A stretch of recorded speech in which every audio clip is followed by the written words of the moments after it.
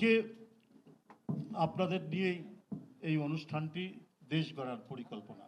আমাদেরকে একটা কোনো কিছু কাজ করতে হলে সেটা যদি সুপরিকল্পিতভাবে করা হয় তাহলে তার যে সাফল্যের যে হার, সেই সাফল্যের হার অনেক বেশি থাকে।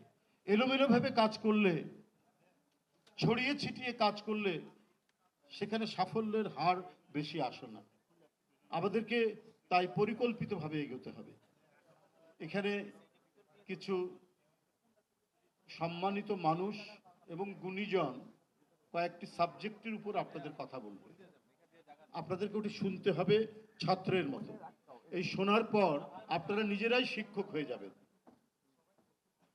চীন দেশের এক মহান রাজনীতিবিদ, তার নাম মাও সেতুং, তিনি বলেছেন যে রাজনৈতিক ক্যাডার, আর্মস ক্যাডার না, পলিটিক্যাল ক্যাডার হচ্ছে তারাই যারা সেই রাজনীতির তত্ত্ব এবং দর্শনকে অধ্যয়ন করে জনগণের মধ্যে যখন ছড়িয়ে পড়ে তখন সেই রাজনীতিটা সাফল্যমণ্ডিত করে, অর্থাৎ তখন তারা জনগণের শিক্ষকে পরিণত হয় এবং এদেরকেই বলা হয় পলিটিক্যাল ক্যাডার।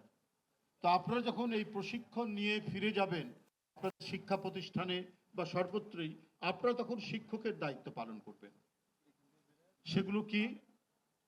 যে বিষয়গুলি এতদিন আমাদের দলের নেতৃবৃন্দ, আমাদের ভারপ্রাপ্ত চেয়ারম্যান, তিনি নানাভাবে কথাগুলি বলেছেন, জাতির সামনে উপস্থাপন করেছেন, বিএনপি ক্ষমতায় আসলে কি কি কাজ করবে যেটি জনগণের কল্যাণে কাজে লাগবে এবং বাংলাদেশ একটি আধুনিক রাষ্ট্র হিসেবে গড়ে উঠবে, একটি প্রযুক্তি সহায়ক রাষ্ট্র হিসেবে গড়ে উঠবে।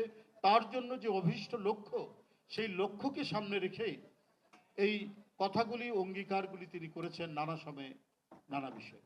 সেই অঙ্গীকারগুলো যে কত বাস্তব, সেই অঙ্গীকারগুলো যে বাস্তবায়ন যোগ্য, সেই বিষয়ে এখানে আমি বলবো যে তারা অনেকটাই প্রশিক্ষক। যদিও আমরা একটা নাম দিয়েছি মত বিনিময় সভা, বরং এটি একটি প্রশিক্ষণের মতোই এই কর্মসূচিটি।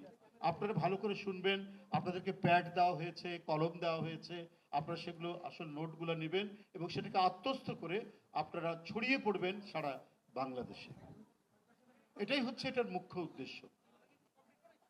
আপনার ফার্মার্স কার্ড, তারপরে আরো মেডিকেল কার্ড, আমরা মানে কৃষির ক্ষেত্রে, শিক্ষার ক্ষেত্রে, স্বাস্থ্যের ক্ষেত্রে বিএনপির অঙ্গীকারগুলো নিয়েই এখানে রিসোর্স পার্সনরা কথা বলবেন। আপনারা সেটা আপনার টুকে নেবেন, জানবেন এবং কিছুটা ইন্টারঅ্যাক্টিভ হবে।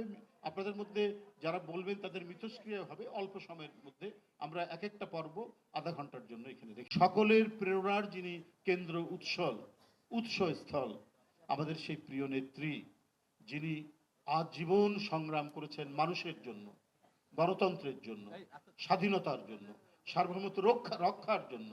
কোন লোক প্রলোভনের কাছে যিনি কখনোই মাথা নত করেনি এবং হুমকির মুখেও রাজরোষে পড়া সত্ত্বেও যাকে বাংলার মৃত্তিকা থেকে ইঞ্চি পরিমাণ সরানো যায়নি, মাটি, মানুষ এবং দেশের মধ্যেই যার জীবন দর্শন কেটেছেন, তিনি আজ এভারকেয়ারে, রাজধানীর একটি হাসপাতালে একটা কঠিন শারীরিক অসুস্থতার মধ্যে তিনি চিকিৎসাধীন রয়েছেন। আমরা সবাই তার জন্য দোয়া করব।